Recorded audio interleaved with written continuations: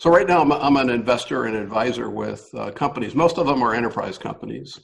And I'm also serving on several nonprofit boards. And I'd say the one common thing about every group I'm dealing with today, everybody's dealing with the current situation, current uncertainty in economic times. So how do you help out nonprofits?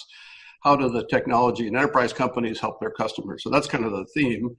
I started off my career as a product guy. I was a product manager, and I always looked at, and I still look at IP. So what's super important to me is a company that's investing heavily in technology. Look at the amazing technology transformations over the last 20, 30, 40 years in tech. And one thing that was always common in all those environments, the company invests super heavily in sales and super heavily in R&D. Those groups got all the dough when it came to that. And the thing that I noticed was that operations was always kind of seemed to get the least amount of funding, the least amount of focus, and least amount of energy. So I decided to commit my personal energy and time and work to work with the business leaders, on the sales side and on the product side, to make sure that we always had the best people, the best systems, the best processes in place. And it was really a simple idea, hey, let's improve customer engagement, drive business, and reduce friction. And I think this whole operations thing, it's a super interesting cultural part of a company. That I always call the best operations people the operators in the business, and to me, it's the most important people. They work together as a team. They really make things work efficiently for the company, effectively, and really help engagement with customers.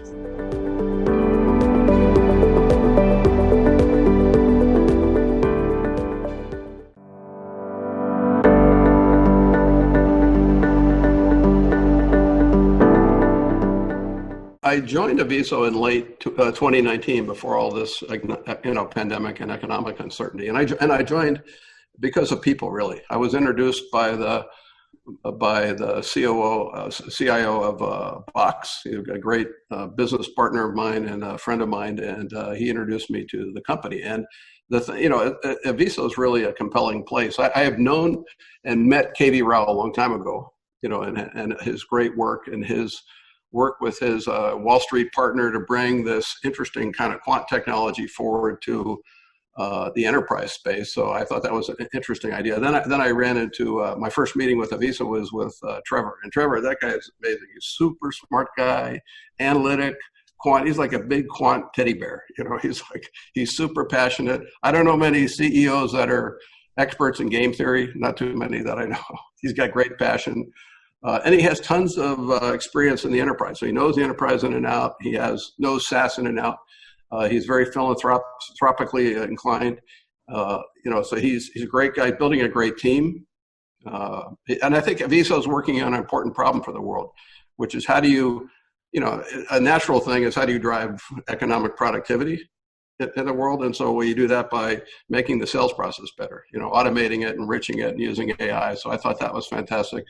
And I think Aviso has, some of the best AI tech around. AI seems like it's a new thing in the last 4 to 5 years to use AI to automate different processes. People are using it different ways in their companies. But KV and Andrew were doing this 8 or 9 years ago. They started out with this approach, and I think they've done a terrific job. And Aviso has fantastic AI tech for the sales process. So I think that's great. And I'm excited because it has customers that like the product and get value. So that's a really important test. Hey, are customers getting value? And the ones that, that I've talked to Trevor and his team about are Dell, companies that people know, blue chip companies, Dell, MongoDB, Honeywell, Splunk, RingCentral, those kind of companies. And it's all about helping any kind of enterprise, whether you're selling software, licenses, or renewals, or support, or services, but it's helping those companies with the problems that they had before the pandemic, guidance, visibility, how do you sell more, right? That's those kind of things. And and I also like that the platform itself, is a very interesting platform. It's fast. I think it's pretty quick to value. Can plug into all your systems and all your jazz you have in your enterprise. And it's but it also pays for itself. You don't need all those CRM licenses. You can reduce that to help fund the platform. So there's a lot of promise of productivity tools for the last 35 years of enterprise space, and there's hundreds. I don't know. I saw some Gartner chart that must have had 400 CRM tools on it. But how many tools can you see that fund themselves, pay for themselves, and provide tremendous value to the company? So that's really what it was driven by the people and the technology.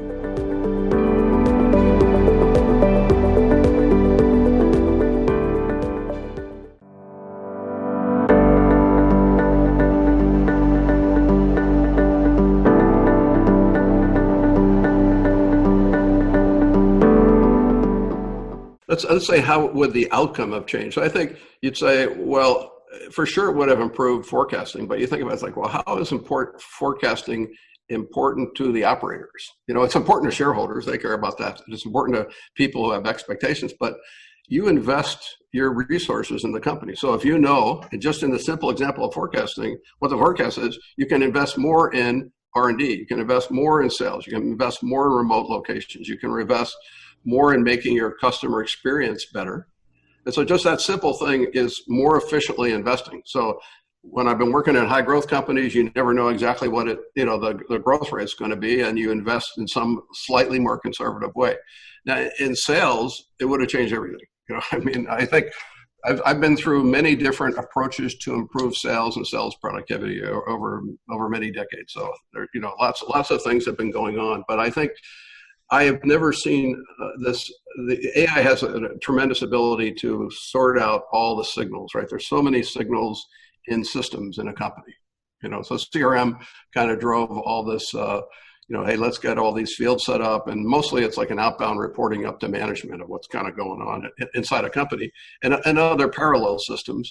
But, the AI can sort through this and say, hey guys, like there's 5, 8, 10 signals in your business that really drive what's important. So I think the AI can really spot things that the collective body of all the operators in the company can't figure out, as at a high level. They all know, they're all experts in their area. They're experts in their signals and what works. So in every dimension of a company's workflow, it would have got people to focus on what's important.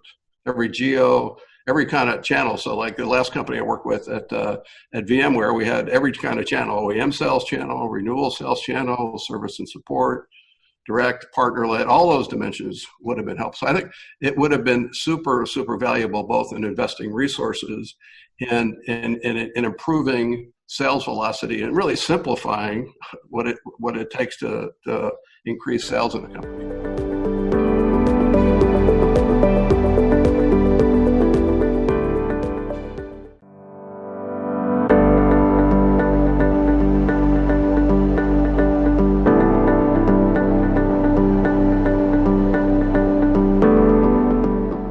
I think the single biggest thing is that this is global.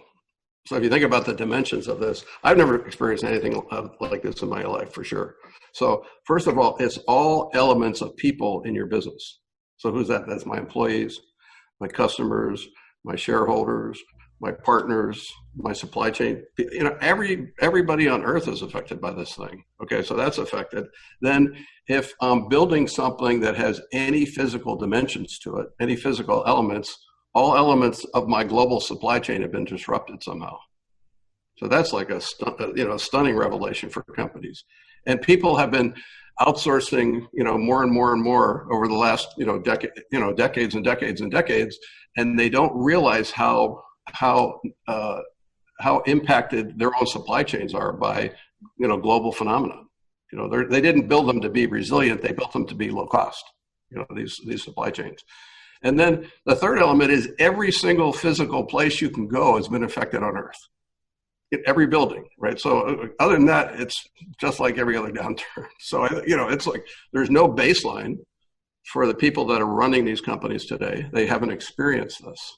And I think everybody's reacting about this in their own way. How do you how do you start re-engaging and into this and dealing with this pandemic?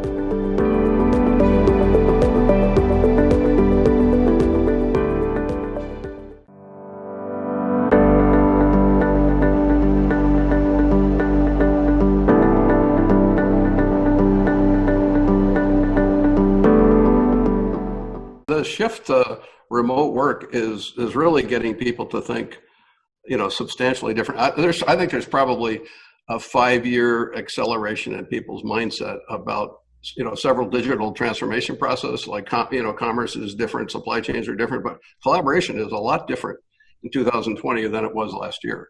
And I think that what's important is to balance an enterprise view. So now, do I have access to everything I need digitally to do my work? So that's one thing. And people, say, okay, they're getting systems in place to do that. Can I do that securely? That's another important question. People don't think about the security of files and things that are now in the workplace. The CIOs have spent decades making sure their on-premise enterprises are super fantastically safe, secure, documents, all that kind of good stuff. That's different in the remote workspace. Make sure your collaboration tools all work with each other. So the guys that seem to have an advantage in this collaboration space are kind of open software system things that work together. So, like, I'm a big, gigantic fan of Zoom. I think Zoom has is a tremendous platform. A lot of people are using that. There's other great collab platforms out there, Moxtra and others, but it's tied into important workflow things like Slack and Microsoft Teams and those kind of things around the world. So it's important to have integration. I think another dimension, if you're thinking about remote work, is there's many elements of people's business processes that aren't digitized. So if things aren't digitized, it's hard to deal with them remotely. From that standpoint. So I'm super glad that the bandwidth of the internet is where it is today. So I think if we had this pandemic 7 years ago or 10 years ago, there's no way there would have been video collaboration. I think there's been a this tremendous uptake of IM globally. Past 5 years. WhatsApp is a phenomenon around the globe. We're instantly getting in touch with somebody. But what about video? And video is important to keep the connection with people remotely during all of this. And I think in the early days of collaboration, it was about sharing a document. Hey, let's all go study this document so we can comment on it. Now the video collaboration is connecting with people, face to face. Let's have a conversation. You and I are having a conversation now about what the future might look like and what are we dealing with this pandemic. But this is a much different thing over IM, and it's a much different thing over email, and it's a much different kind of conversation over the phone. So I think it's lucky in some sense that the internet speeds and performance give high fidelity two-way conversations, multi-way conversations with people these days in the middle of all this. In the middle of all this environment.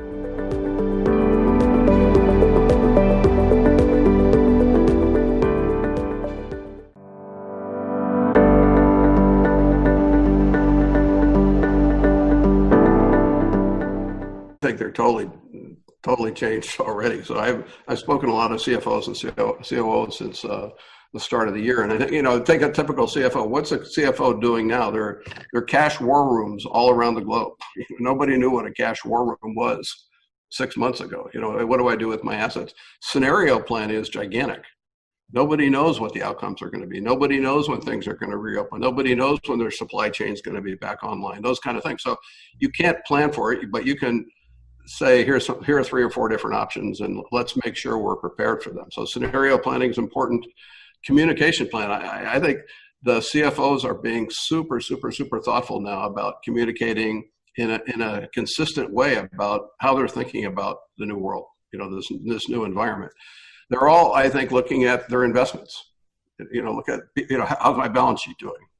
How's my M&A portfolio? Maybe it's a good time to buy some companies. Maybe it's a good time to divest some things that aren't so important to me. So I think the CFOs are going through this very interesting time where they're really trying to help stabilize a ship moving forward in a sea of uncertainty. So that's their role. Now the COO. So what are the COOs doing? The COOs, they're first noticing, okay, let's see, what did this pandemic do? It disrupted my supply chain. I better work on that. It forced everybody to work from home. Oh, I better work on that. And it exposed all the places where I don't have digitized processes in my company. So I think the COOs are all around that whole thought process. How do you increase productivity through digital transformation? So there's a great opportunity for COOs, for CIOs, and business leaders to say, hey, we found something wonky in our business. Okay, maybe it takes sales process, and restarting that in our old normal way, the way we used to do business, isn't appropriate anymore. So moving forward in these different scenarios, it's important we restart and think about how we can transform how we communicate with customers, how we help customers, how we can create resilience and reduce exposure to the business. So I think they're focused on the resiliency and stabilization of their operations. And the more global a company you are, the more issues you expose. I know I've talked to COOs that are now planning for 60% of their workforce. These are companies with tens of thousands of people, high tens of thousands. 60% of your workforce to be remote, when before it was in the 20% range. We've all heard stories of high tech companies saying, yeah, we're going to have a 100% option for people to work remotely. So you have to think about, what is this global workforce? What does global work look like? What does remote work like? In some sense, it's a really exciting time. I mean, it's high stress, I'm sure, for these folks, but it's exciting that you can accelerate a place that you could have imagined your company being by 5 years. And it's like, yeah, I would have done it. It would have taken a long time. We would have used old processes, but people are getting a lot more clever about saying, hey, let's do a little time out here on this particular element of my business process and look at how this could be totally different for our company and get to the new normal, get to a place that's stronger and more resilient.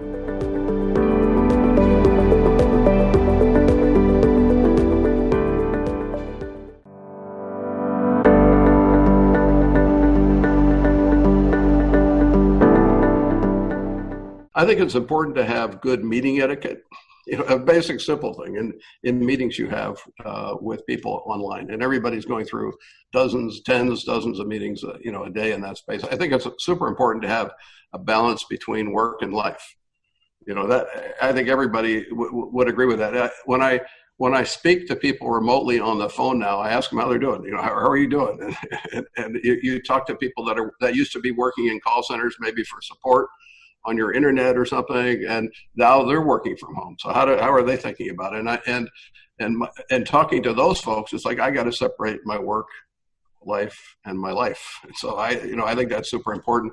I think in project work, so I'm involved in project work in the nonprofits and with the startups. I think what's super clear is communications around on a project on what are the goals we're trying to do, what's accountability look like, and what are roles. It's a simple thing, but there's a lot of newly formed digital collaboration. I get online with folks that are working on projects and are like, how does Google Docs work and how do we share, those, in a sharing sense of the world, but they know how they used to operate physically when they were working together in a conference room in a building, for example.